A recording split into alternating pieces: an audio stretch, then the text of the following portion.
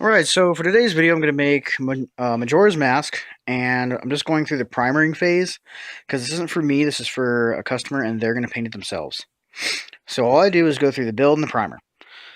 And I did take photos of the patterns and upload them. However, I want to point out several things. One, the person this is made for is about 5 foot tall. So if you're an adult and you want to make this to actually wear and not just put on your wall, probably going to need to scale this up.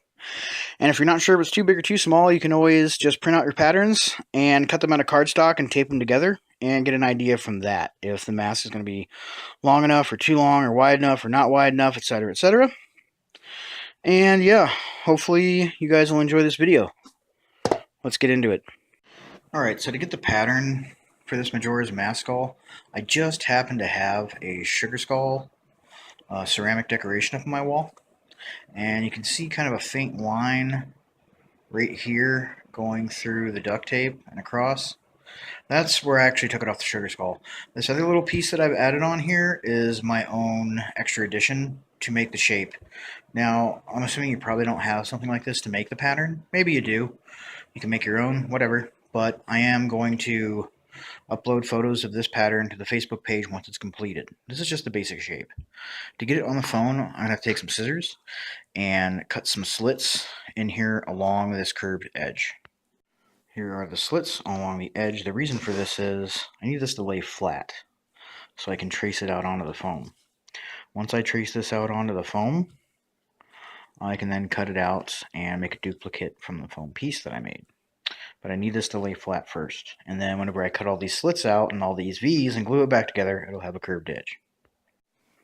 Alright, so here are the two pieces after I cut them out of the EVA foam from my initial duct tape pattern.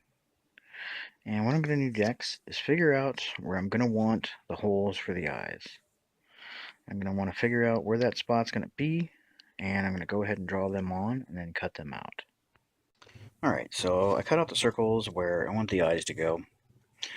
And I did take photos of this after I cut it out. If you want to, just use this as your pattern. But keep in mind here, this is for somebody much smaller than me. So, to make the eyes, initially, I thought about using these half globes. They're little Christmas balls you can decorate yourself. You get them at hobby stores, but they're just huge. I don't need anything this big. So,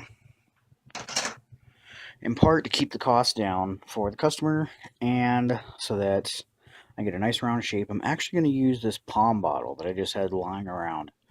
As far as I'm concerned, it's junk, so it comes at no extra cost. And what I'm going to do is I'm going to cut out sections of this to form the circular part of the eyes.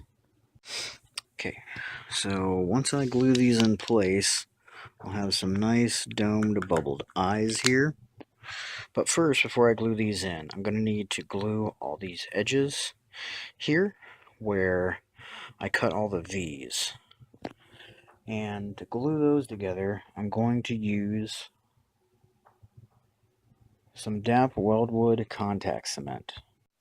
Alright, now I've applied my contact cement to both sides, on both sides of the creases. Let it sit about 15 minutes. And you can see a huge difference here between the side that I have already glued together and the one that's ready to go but I haven't glued yet. So I'm going to glue both sides, and then I'm going to do some tracing and create one more pattern. Okay, before I glue these two center pieces together and put in my eyes, I did take these and I flipped one over and traced out the edge line and the circle for the eye. And the reason I did this, I need to draw these two pattern pieces, this one here and this other one here, that I'm going to need later. Don't need it for right now, just needed to trace it out and have it and draw out my patterns before I glue this together. Alright, I've taken my pattern pieces and cut them out of some 2mm thick EVA foam and glued them together. I took some photos of this so that I can put it up on the Facebook page and you guys can print it out if you want and make your own design around it. And next what I'm going to do is cut out the eye holes. I didn't cut them out for the patterns for the photo because I am going to make them a little bit bigger than the actual holes on here. Alright, I cut the eye holes out of the center pieces and then I glued these on. But to glue these on, I did not use contact cement this time. This time I used super glue. And the reason why super glue has a little bit of work time, so I can kind of slide and position them in place, whereas contact cement does not. Alright, now that my glue is dried and everything, this is looking pretty cool. And next what I'm going to do is I'm going to take my Dremel and I'm going to sand down some of these edges here and try to help smooth them out from all the seams where I glued it together. And to sand this, I'm just going to use the sanding wheel on my Dremel. This is not the roughest grit, but also not the finest grit either. It's a medium grit. And of course, I'm going to be wearing safety goggles and a mask. This is rated for sanding and painting with aerosol paints that are not oil-based. And you always want to check those things whenever you use a respirator to make sure you're using the proper one. You don't want this stuff getting in your lungs. It can mess you up for a long time.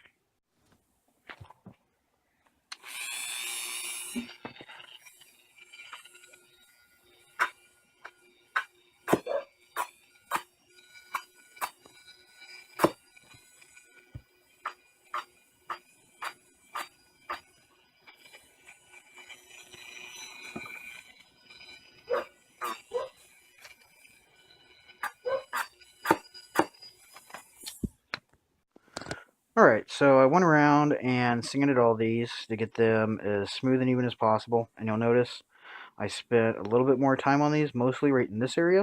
It's because you just get a little bit of a bump.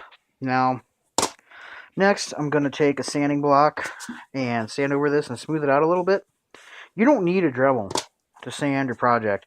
You can sand it by hand. It does take longer, but you know, a Dremel is still essentially a power tool. Just because something says power doesn't mean it's better. It just means that it's faster. Let me see if there's a spot on here. Okay, yeah, like right here. You can see a couple little lines off to the left side of this seam here. That's the problem you're going to get with the Dremel. Because power tools, if you get a little uneven or a little off, it'll just gouge your project. So that's something I got to now hand sand out. So always keep in mind, power tool doesn't always mean better. It just means faster, in a sense. And that's pretty much what I use the Dremel for, is just to get the rough sand. And the smoother final sand, I'll just do with a 150, 200 grit sanding block. Okay, so now I'm going to take you through the steps of just what exactly I'm going to do with these pieces to make all the little pointy ends that are going to stick off of the mask itself. And this is the pattern that I came up with. Now, what I'm going to do with this is, first, I take my piece here, and of course I am going to upload photos of this to Facebook. And I take my piece here, and I start to just stretch it, like this. Don't even use any heat from a heat gun or anything like that. I will later, but first, all I do is stretch it and start to put some shape in it. And this will make it easier to glue together. And to glue it together, I just use some contact cement. And I already have a piece here that I stretched and applied glue to, and I just take it. Now that the glue has had time to set,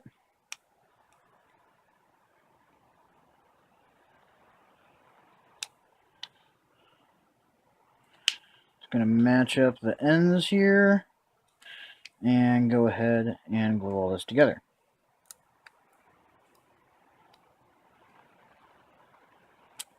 Okay, now the next thing I'm going to do is I'm going to trim some of this tip off because it's just too pointy.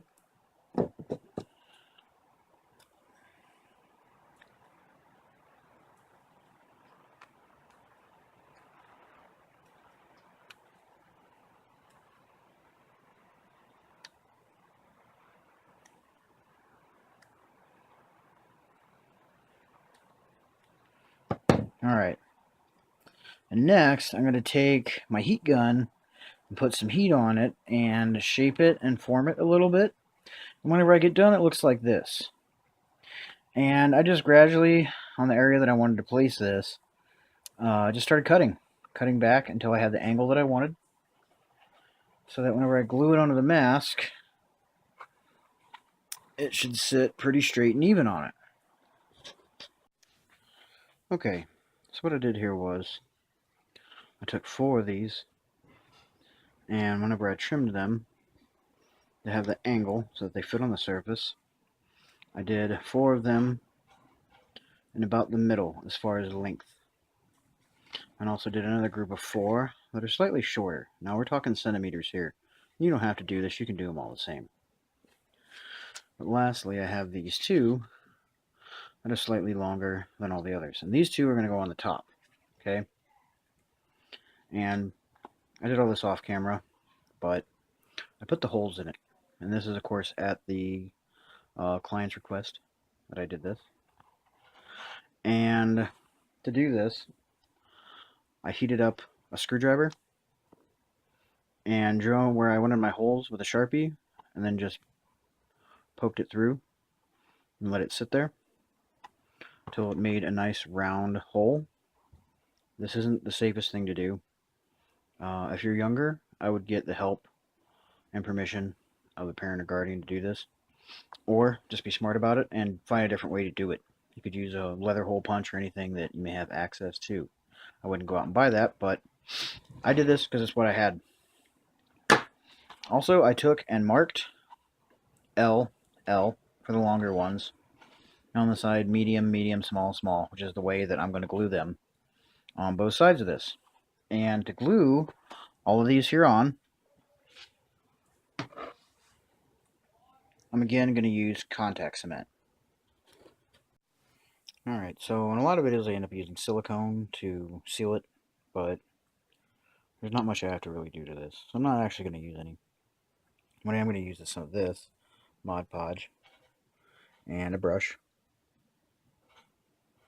A little bit on the brush. Not too much. And what I'm going to do is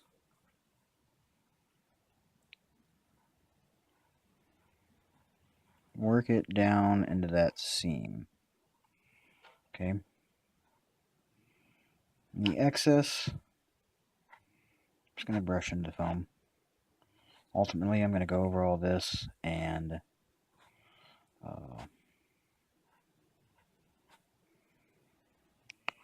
seal it with Mod Podge at the end anyways, but this is how I'm going to help seal in and hide this seam. I'm going to do this a few times. Of course, Mod Podge is water-based, so as it evaporates and dries, it is going to shrink up somewhat, so I'm going to have to do a couple applications like this to help fill in this gap that runs up and down here, and also some of these other ones on the side here. Alright, so here it is. I'll show you some of the areas that I gunked this stuff up in. Right at the base where these attach, you can see the white bead in between the green and blue foam. Just gunked that in there to help seal that up. Did that on all these, and also in the center line here. I'm going to let this sit for about a half hour or so and come back and check on it. Alright, now that all this has had the chance to dry, you can see it's dried pretty clear. I did a couple applications to help smooth this out, make it more even. And now I'm just going to take and brush this all over it to seal the foam. I do that so that the foam will not absorb all the paint and it'll have a nice, smoother surface. With just the foam, it'll be more pocked and won't be very even. Alright, now that I have everything sealed and dried, I have some flat paint and primer here. It's a dark burgundy. I guess it doesn't matter what color it is. It's going to get painted over anyways. I'm going to go ahead and spray some of this on here.